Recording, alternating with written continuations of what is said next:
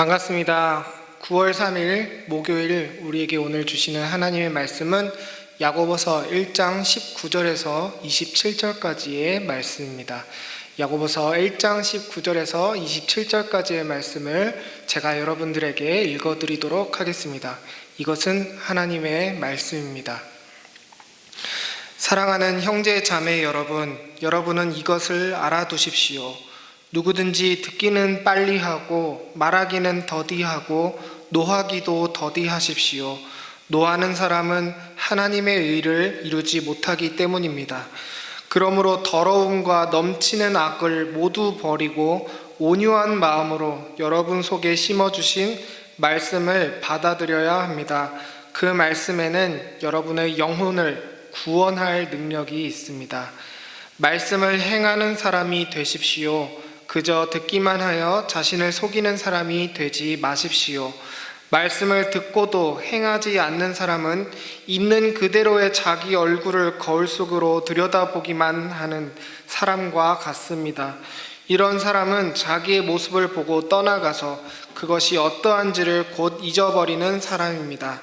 그러나 완전한 율법, 곧 자유를 주는 율법을 잘 살피고 끊임없이 그대로 사는 사람은 율법을 듣고서 잊어버리는 사람이 아니라 그것을 실행하는 사람인 것입니다.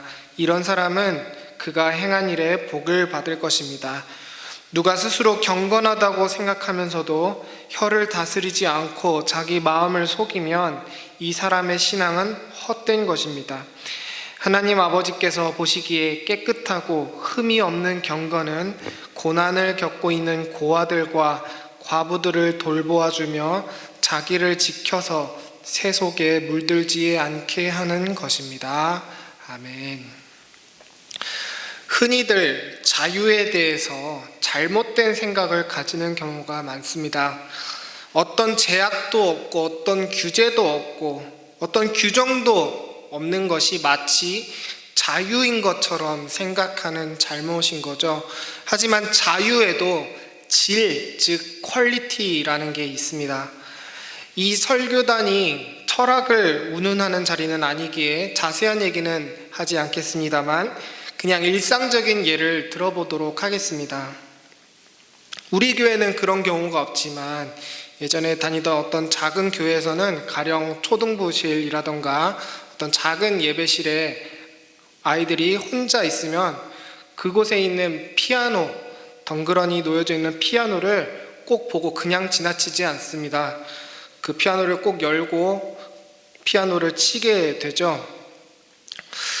조금 피아노를 배운 친구들은 가령 젓가락 행진곡이라든가 엘리제를 위하여 이런 것들을 치죠. 그런데 전혀 피아노에 대해서 모를 뿐만 아니라 나이가 많이 어린 친구들은 그냥 있는 그대로 피아노 건반을 손바닥으로 막 팡팡 칩니다. 그러면은 막 왕왕 울리죠. 그러면은 이제 교회 어른들이 와서 그만해라, 내려와라 이렇게 혼냈고 했습니다.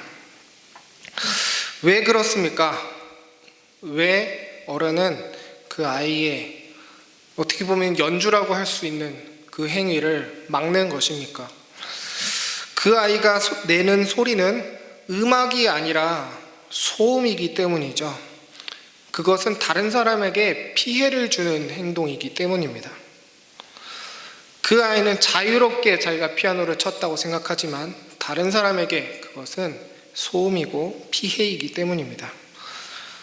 그렇게 팡팡 치는 것, 아무 법칙 없이 자기 마음대로 자유롭게 피아노를 치는 게 처음에는 그 아이도 재밌을 수 있지만 그거를 1시간, 2시간 동안 그렇게 하고 있을 수는 없겠죠. 본인도 그게 아무런 의미가 없는 행동이라는 것을 알 겁니다. 나중에 자기 풀에 지쳐서 그 짓을 하지 않게 되겠죠. 자기가 만들어내는 소리의 질이 형편없다는 것이 자기에게도 느껴지는 것입니다. 여러분, 이 아이가 보여준 연주는 분명히 자유롭다라고 말은 할 수 있을 것입니다. 화음이나 스케일이나 박자 등등 음악이 가진 모든 법칙들을 무시해버리고 그런 것을 아예 신경 쓰지 않고 정말 자유롭게 쳤다고 말할 수 있겠죠. 하지만 그렇기에 법칙을 무시했기 때문에 그 소리는 아무런 의미가 없고 질이 나쁜 그런 소리가 나오는 것이죠. 자유는 자유이지만 그것은 질이 나쁜 자유, 다른 사람을 해하는 자유, 즉 혼란이며 소음이고 남들에게 해를 끼치는 행위가 되는 것입니다. 반면에 정말 대단한 피아니스트, 가령 조성진 같은 사람은 어떻습니까?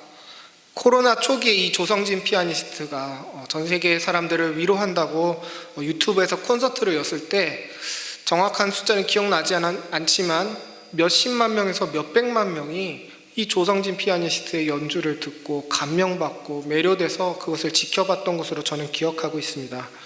그 몇백만 명이 왜 모였겠습니까?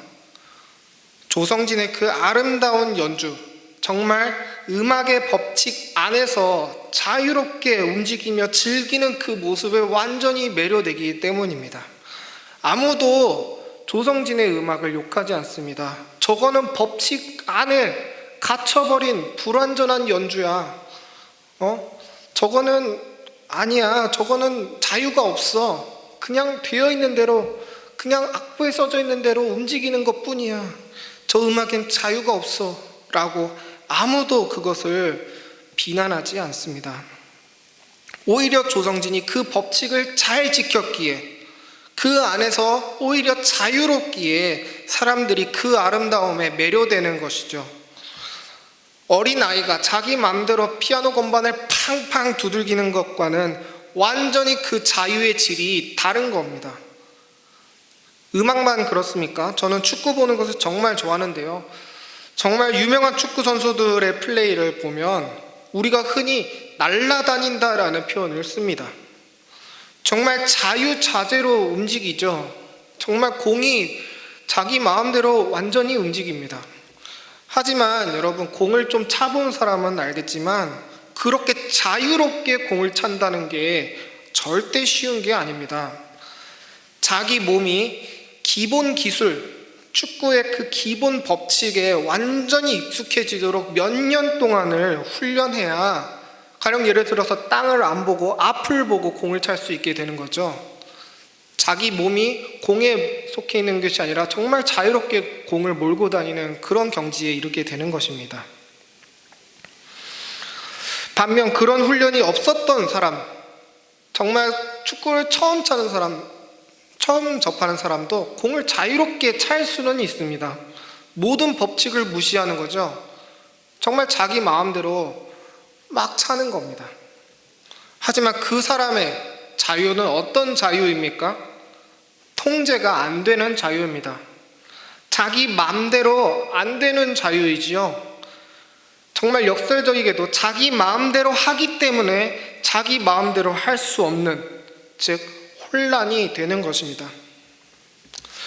여러분, 우리가 오늘 말씀 25절을 보면 자유를 주는 율법이라는 말이 나옵니다. 저는 이 말이 야고보서의 핵심이며 십계명의 핵심이고 우리 예수님께서 우리를 위해 십자가에 돌아가신 그 이유에 해당한다고 생각합니다. 예수님은 율법을 폐하신 적이 없으십니다. 내가 십자가에 너희들의 죄를 다 못 받고 용서했으니 얘들아, 너네 이제 죄책감 없이 살아라. 너네들 마음대로 하고 싶은 것 다 해라. 마음껏 살아라. 그리고 모든 것을 관용해라. 모든 사람이 자유로우니 누구의 말도 틀리지 않았다. 예수님이 이런 혼란을 주시기 위해서 십자가를 지신 게 아니라는 겁니다. 마치 어린아이가 자기 맘대로 피아노를 팡팡 치는 것 같이 그런 질 나쁜 자유를 우리에게 주신 적이 예수님이 한 번도 없으시다는 겁니다. 오히려 예수님은 뭐라고 말씀하셨습니까? 율법을 완성하러 오셨다고 말씀하셨습니다. 마태복음 5장 17절이죠. 그럼 이 율법의 완성은 무엇입니까? 로마서 13장 8절에서 10절까지의 말씀입니다. 제가 읽어드리겠습니다. 서로 사랑하는 것 외에는 아무에게도 빚을 지지 마십시오. 남을 사랑하는 사람은 율법을 다 이룬 것입니다. 간음하지 말아라, 살인하지 말아라, 도둑질하지 말아라, 탐내지 말아라 하는 계명과 그 밖에 또 다른 계명이 있을지라도 모든 계명은 내 이웃을 내 몸과 같이 사랑하여라 하는 말씀에 요약되어 있습니다. 사랑은 이웃에게 해를 입히지 않습니다. 그러므로 사랑은 율법의 완성입니다. 아멘. 이 율법의 본질은 남을 사랑하는 거라고 성경이 말하고 있습니다. 오늘 말씀 전반부에 남의 말을 잘 들어주고 말을 적게 하라 라고 말을 하는데, 그것의 본질, 즉 남을 사랑하는 것, 그것이 말씀의 요지인 것입니다. 이 본질 없이 그냥 행위적으로 그냥 입을 꾹 닫고 있는 것, 사람들 앞에서 그냥 말 적게 하는 것, 그것이 이 말씀을 행하는 것이 아닙니다. 그것 했다고, 그냥 사람들 앞에서 말 안 했다고 하나님, 저 오늘 하나님 말씀하신 거 다 했지요 라고 큐티 적용하는 것은 결국 바리새인이나 사두개인들이 율법을 지키는 모습과 다를 바 없는 행위입니다. 하나님 앞에서 행위로 우리 마음을 덮으려고, 감추려고 하지 마시기 바랍니다.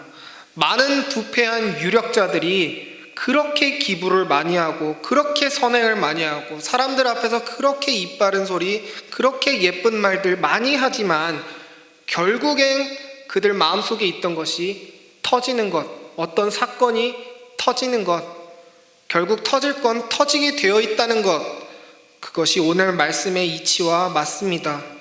결국 남을 사랑하는 율법의 완성 없이는, 그 마음의 완성 없이는 우리 행위의 완성도 없는 것입니다. 듣기를 적게 하고 말하기를 많이 하는 사람의 마음속에는 이런 마음이 숨어 있습니다. 야, 지금 내 말이 네 말보다 더 재밌어. 들어봐, 내 분석이 네가 한 분석보다 더 예리해. 야, 내 말이 더 지혜로워. 우리 마음속에 그런 마음이 숨어 있다는 것이죠. 우리는 본질적으로 이런 마음부터 회개해야 하는 것입니다. 왜 이것이 회개해야 할 문제입니까? 좀 더 본질적인 얘기를 해보겠습니다. 우리가 이렇게 사람들 앞에서, 사람들 사이에서 나를 높임으로써 다른 사람과 나를 분리하는 것, 그것은 삼위일체 하나님의 모습과 동떨어진 죄악된 모습이기 때문입니다. 제가 말을 좀 과격하게 하자면 예수님과 성령님은 우리에게 말이 없으셨다라고 해도 조금 과언일지 모르겠지만 일리가 있는 말이라고 할 수 있을 것 같습니다. 그게 무슨 말일까요?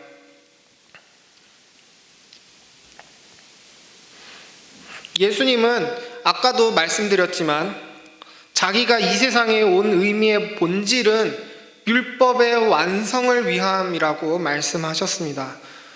여러분, 율법은 성부 하나님이 주신 말씀이시죠. 결국 뭡니까? 성자 하나님은 성부 하나님이 하셨던 말씀을 다시 하신 것입니다. 성자 하나님이 마치 더 지혜로운 것처럼 성부 하나님이 하신 말씀 밖에서 다른 말을 하셨다는 것이, 다른 새로운 말을 하셨다는 것이 아니라는 겁니다.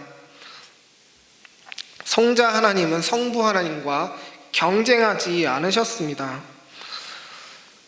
성부 하나님보다 더 색다른 말씀으로 사람을 현혹시킨 것이 아니라는 겁니다.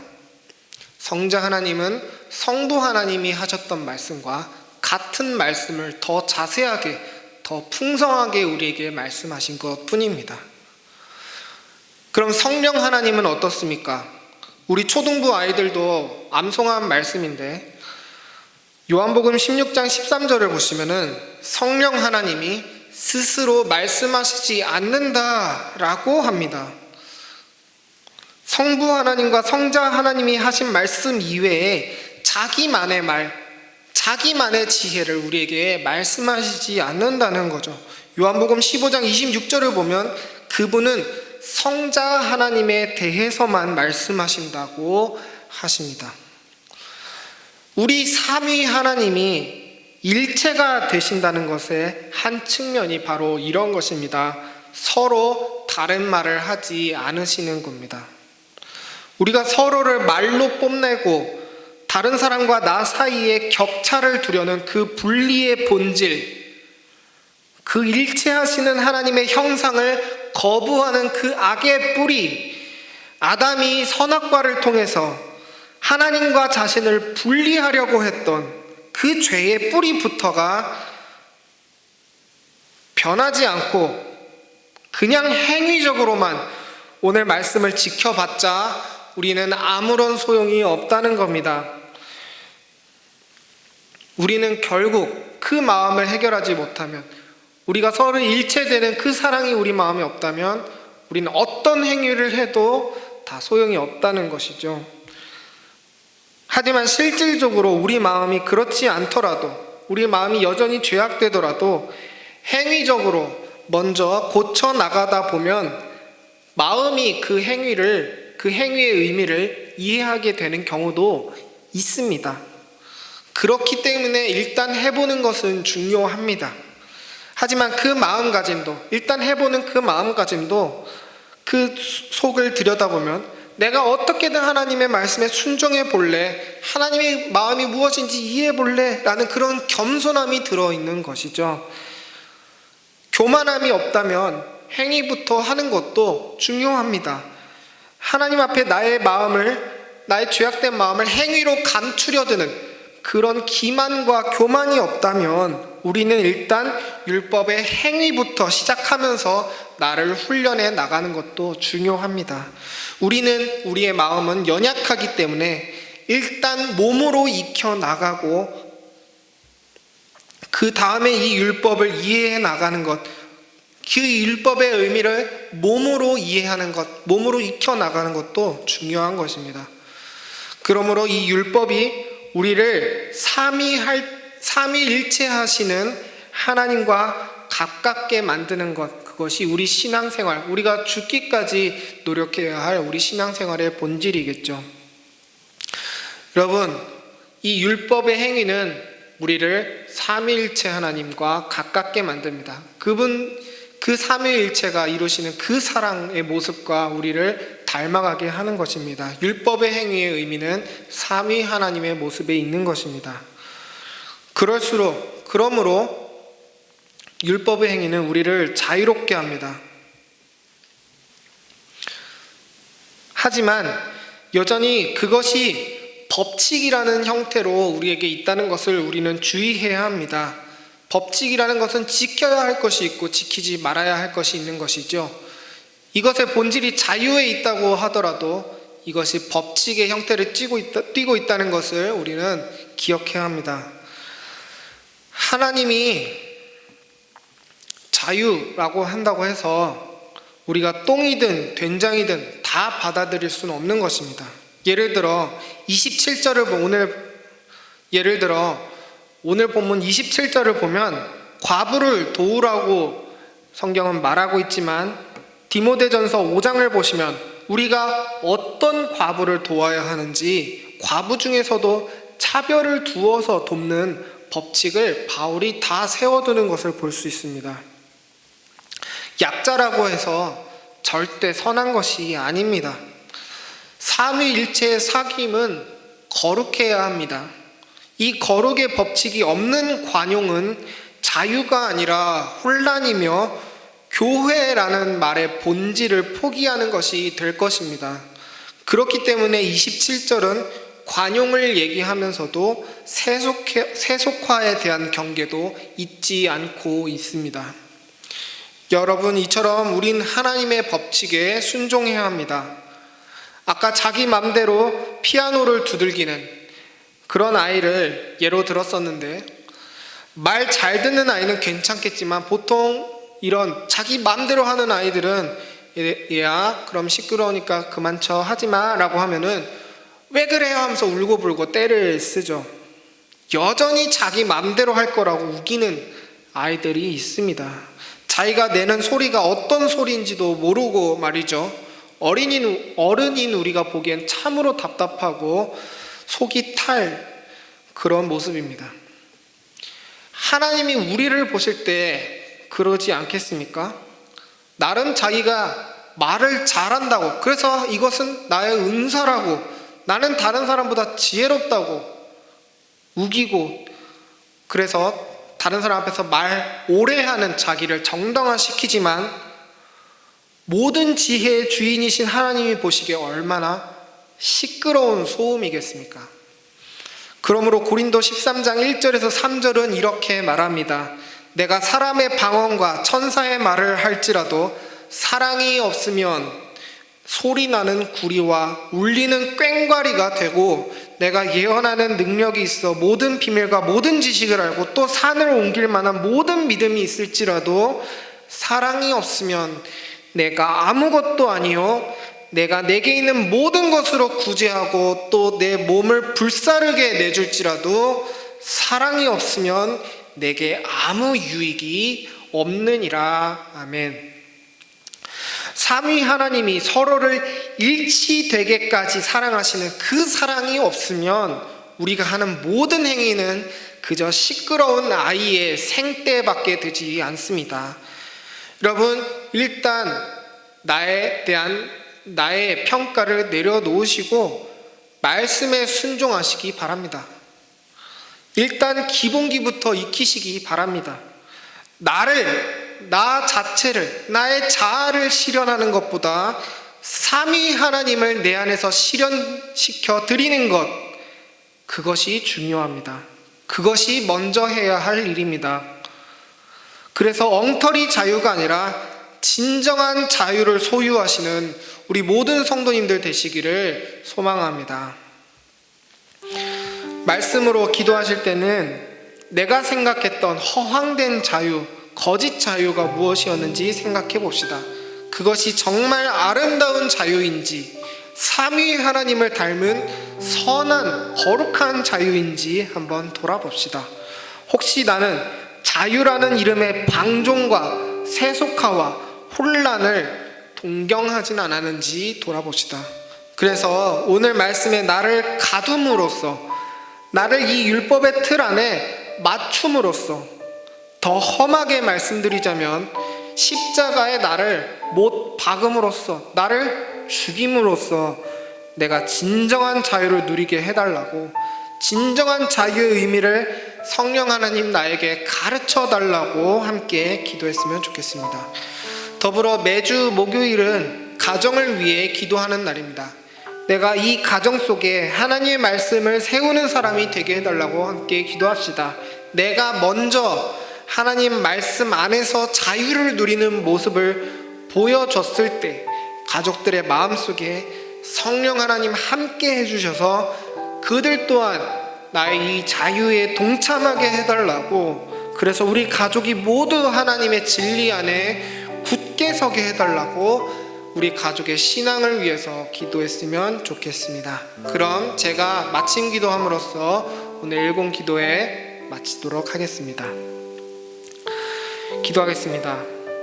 아버지여, 아버지께서 내 안에, 내가 아버지 안에 있는 것 같이 그들도 다 하나가 되어 우리 안에 있게 하사 세상으로 아버지께서 나를 보내신 것을 믿게 하옵소서. 아멘.